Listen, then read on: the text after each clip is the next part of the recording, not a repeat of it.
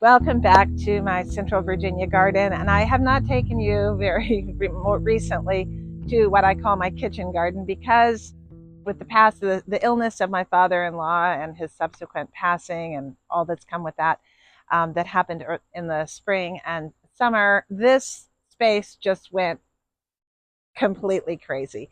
I had planted it up for the spring and I'd gotten some peas out and lettuces and things like that, but once those were done, I just didn't have time to attend to both gardens. That happens sometimes, and I was kind of beating myself up about it, but it was also very demotivating because this was literally just a jungle, and actually, it still kind of is a jungle. But my dear sweet husband Reid knew that I was in my spiral of despair, and he came out yesterday and he weed whacked and he pulled weeds and he cut back the fig tree that is just ridiculous, and he cleaned up the asparagus bed and he pulled a million things and literally took 3 wheelbarrows worth of stuff out of this little space.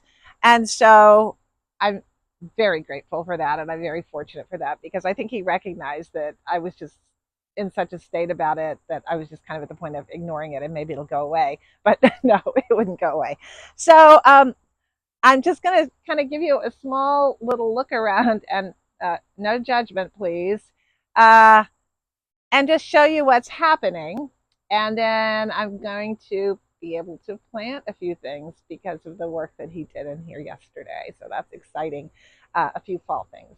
So let's take a look at the jungly, overgrown, somewhat out of control back kitchen garden.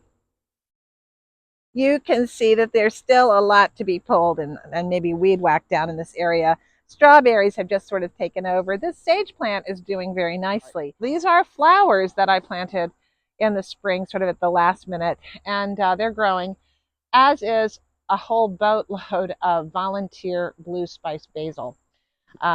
That's what this is. Now this is a weed, which I will pull out of here. There's a fair number of weeds growing in here still. I'd had morning glories, you can see, overgrowing the rosemary, and he cut some of that back, but we still have to get a lot of that out. That's just a god awful mess, and they just really ran rampant all through. Now this is kind of a fun thing.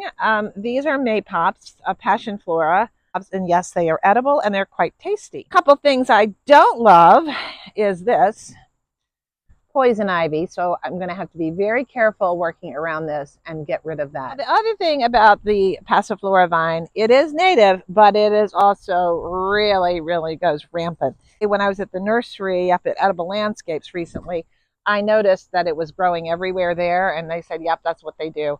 So here's one of the beds that I can plant. I'll probably go ahead and just pull out that spice plant as well. I have a volunteer asparagus over here. And over there, you see some tomatoes growing. Those are volunteers as well. So I still have a little bit more cleanup in this area to do, but I'm going to plant up this bed today with some things and probably really cut back this thyme plant. The blackberries. So I'm going to be coming in and trimming out these blackberries pretty soon. You can see that it's just had less abundant growth. And those we have done some trimming. You can see where Reid got some that were just going crazy. But what I really need to do is come in and prune out all the fruiting canes from this year. This is natural. This is what happens to blackberries. They fruit on the second year growth. So this vine next year will be fruit bearing. And this one will die as it is right now. So it's done its job, and now I'll be cutting that out to give more room for the rest of the plant. In spite of working to plant things or good intentions this year, this really got abandoned after things went kind of awry. This is another bed that we got cleaned out, and I'll go ahead and plant it. It's got a really nice stand of parsley that's been going really since the spring, and has just kept reseeding and replanting. This is some sweet alyssum, and this is a piece of grass. We'll have to come in and get that out. So this will be some lettuces, a nice place for lettuce, as will this little spot over here. Now this is the fig tree. This is the fig tree that was cut down to the ground a couple of years ago. We cut it way back last year, and believe it or not, all of this growth my husband yesterday cut this back as well. So it is a fig tree that my father had planted, and it is obviously in its most happy place, but its most happy place has been causing us some problems with boards rotting on the side of the house and such. So yeah, but we do have some figs that are coming along here, so maybe we'll get lucky. All of that mess up there, that's still morning glories that I've got to pull out of here. That's a mess. I've got a bunch of lemon balm back here. He cleaned up this bed for me. I'm going to get in here and dig out some of those roots of the grasses that are in there. He cleaned out the asparagus, cut back which was dead, and he cleaned out this area and cut back some of the other too. So that is wonderful. And in doing so, he was able to unveil the new growing of the sorrel. This is the fall growth for the sorrel. Sorrel, I've done a couple of videos on in the past. Sorrel is wonderful because it is one of the first things that you can pick in the spring, and especially when you get these little leaves like this, and it makes a delicious soup, and it's kind of a bitter lemony flavor. And then it dies back, and then it comes back in the fall. So that's a really nice thing. So this is the blackberry bramble jungle that we will deal with. Here is an artichoke plant that really didn't do much this year, in part because this garden got completely ignored, and some oregano growing back there as well.